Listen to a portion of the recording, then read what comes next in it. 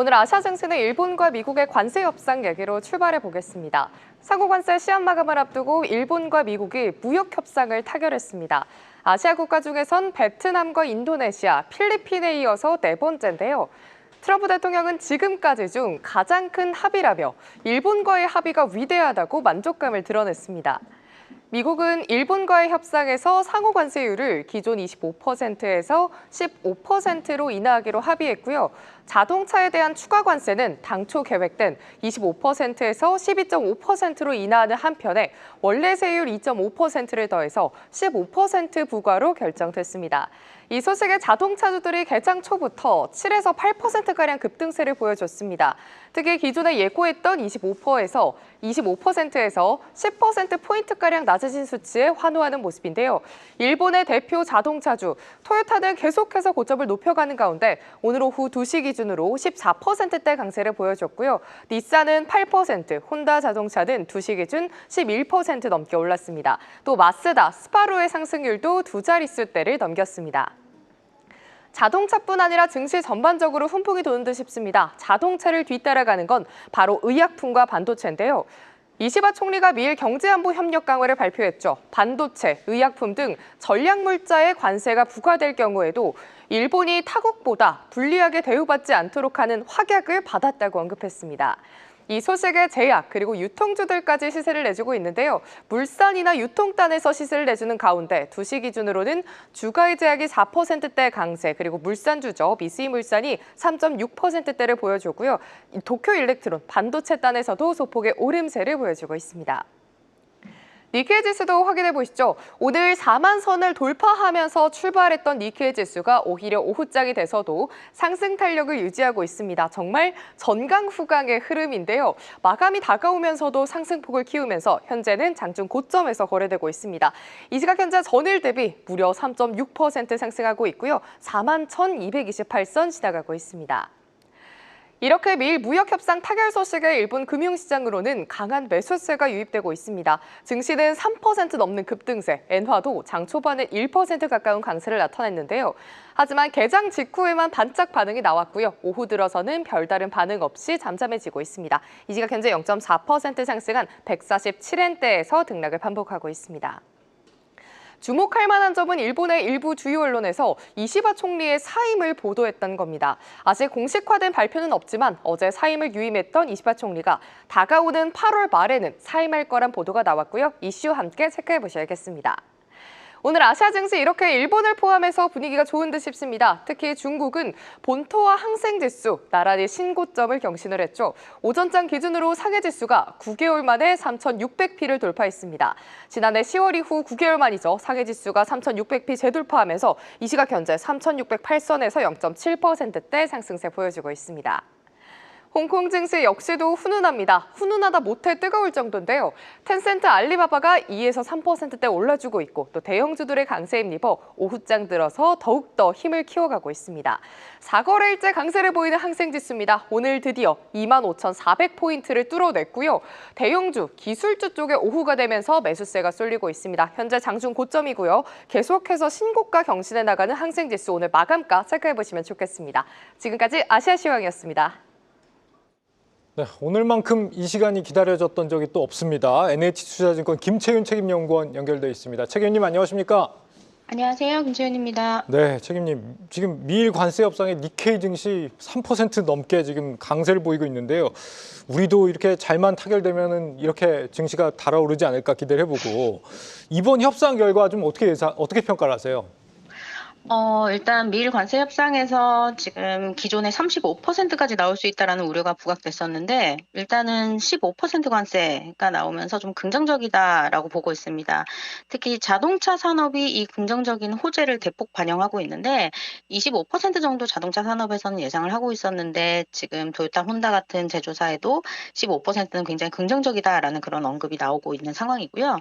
네, 반면 철강과 알루미늄 같은 경우는 50% 높은 관세 그대로 유지될 전망이라서 일단은 좀 산업 내에서의 이제 비균등 이런 것들은 조금 유지될 수는 있겠다. 근데 다만 전반적으로는 최악은 피했다. 뭐 이런 안도감이 지금 나타나고 있는 것 같습니다. 네.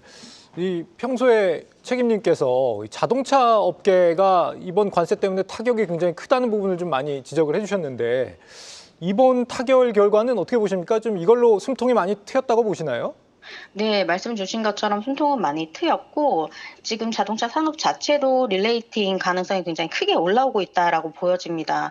기존에 우리가 35% 정도 관세를 매겼을 시에는 전반적으로 산업 자체에서 경상이익이 한 20에서 25% 정도 빠지는 그런 예상을 할 수 있었는데, 지금 이게 15%로 되어버리니까 한 10% 내외로 축소시킬 수도 있겠다, 이렇게 보여집니다. 네. 이 확실히 그 전에 책임님 말씀하셨던 것처럼 이 우리가 예상했던 대로 선거 지나고 나니까 농산물도 뭐 개방을 한다, 협상을 좀 신속하게 해나가는 모습인데 이게 또 근데 국회 비준을 통과를 해야 된다라고 하더라고요. 지금 이 뭐 참의원 선거나 이 결과가 자민당에 유리하지 않은 상황에서 국회 비준은 문제가 없을까요? 네, 맞습니다. 지금 국회 자체에서는 좀 문제가 생긴 그런 상황입니다. 일단은 7월 20일에 있었던 참의원 선거에서 자민당, 공명당, 열린여당이 의석수 과반 확보에 좀 실패를 했는데요. 이러다 보니까 이시바 총리 리더십이 크게 균열이 생긴 그런 상황인데 지금 당내 강경파라든지 일부 중진 의원들이 퇴진을 압박하는 분위기입니다. 일단 중요한 점은 오늘 오후에 이시바 총리가 과거 총리직 경험이 있는 아소, 스가, 기시다 이런 전 총리 3명한테 먼저 회담 요청을 해서 개별적으로 이제 면담을 진행을 할 예정인데요. 일단 구체적으로 나올 얘기는 자민당 패배 요인 분석, 그리고 앞으로 나아갈 방침, 그리고 향후의 정권 운영에 대한 협력을 요청할 것으로 예상이 됩니다. 근데 이 총리직 경험자들이 오비들의 이해와 지지를 얻는다면 정권 운영 추진이 조금 쉬워지지 않을까 싶긴 하지만, 어떤 문제가 생겼을 때 책임을 지고 자리에서 내려오는 이런 일본인들의 성향이나 오비들이 조금 신중한 의견을 좀 나타내고 있는 것 같아서 어쩌면 조기 퇴진 가능성도 좀 높다. 아무래도 이제 정책을 진행시키기는 조금 어려울 수 있겠다. 좀 이렇게 보고 있습니다. 네, 실제로 뭐 이시바 총리가 8월까지만 하고 그만둔다는 얘기도 있고 또 요미우리에서는 이번 달까지만 하고 그만둔다 뭐 얘기들이 조금씩은 다른 것 같습니다만 지금 뭐 달러엔 환율 요동치고 있습니다. 이런 이슈 때문인 것 같은데 불확실성이 이시바 총리가 관둔다면은 좀 커지는 신호로 우리가 이해를 해봐야 될까요? 만약에 총리가 총리직을 하야를 하게 된다면 아무래도 불확실성이 있기 때문에 뭐 환율이나 국채나 이런 것들의 변동성은 커질 그런 가능성이 있습니다. 근데 지금은 아무래도 BOJ가 재정정책 정상화를 하고 있는 단계이기 때문에 어떤 보면은 방향성을 좀 탐색하는 단기 국면이다. 하지만 중장기 불안정성은 계속 유지될 수 있겠다. 이렇게는 볼 수 있겠습니다. 지금 이 관세 협상 타결 이슈 그리고 뭐 내부적인 정치적인 불안 이런 부분들을 감안할 때 이런 변화들이 BOJ 금리 인상 뭐 스케줄에 좀 영향을 준다거나 이런 부분도 있을까요, 우리가? 결론부터 말씀드리면 일본은행의 금리 인상 시점은 빠르면 올해 말, 현실적으로는 내년 초 이렇게 좀 보고 있는데요. 그리고 말씀 주신 미일 관세 협상 타결이나 이번 선거에서의 자민당 패배가 이제 금리 인상을 앞당길 만한 주요 계기가 될 가능성은 좀 제한적일 거다 이렇게 좀 봅니다.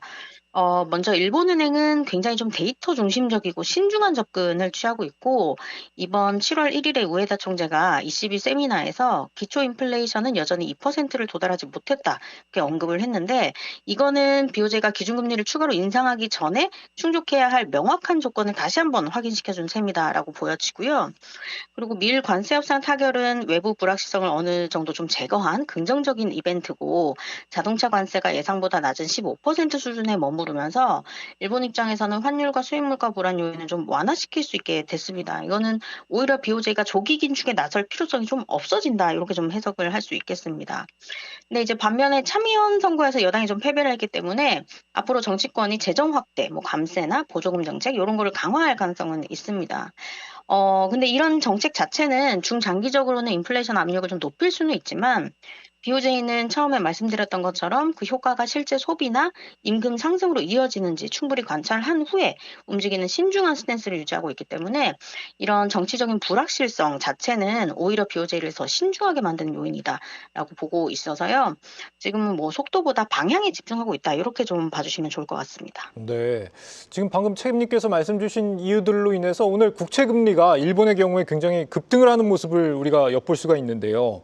국채 금리 올라가면은 엔캐리 청산 리스크가 심해진다 이렇게 연결돼서 생각해 볼 수 있는 거 아닌가요? 엔캐리 가능성도 나오고는 있기는 한데요. 일단 금융정책 방향성, 먼저 엔캐리를 불러오는 가장 큰 요인이 미국의 금리 인하, 그리고 일본의 금리 인상을 해서 이제 미일 금리차 축소가 앞으로는 나올 거는 좀 확정적이기 때문에 캐리로 인한 트레이딩으로 인한 어떤 수익률 창출보다는 오히려 캐리 트레이딩으로 인한 수수료를 조금 더 물게 되는 그런 상황이 더 커지지 않나라고 생각을 해서 과거에 우리가 봤었던 엔캐리 가능성은 좀 제한적일 거다라고 저는 보고 있습니다. 예, 이런 얘기를 책임님 아니면 어디서 저희가 듣겠습니까? 책임님 오늘도 말씀 잘 들었습니다. 감사합니다. 네, 감사합니다. 네, NH투자증권 김채윤 책임연구원이었습니다. 계속해서 다양한 경제 이슈를 알고 싶다면 구독과 좋아요, 알림 설정 부탁드립니다. AI 캐스터 권미정이었습니다.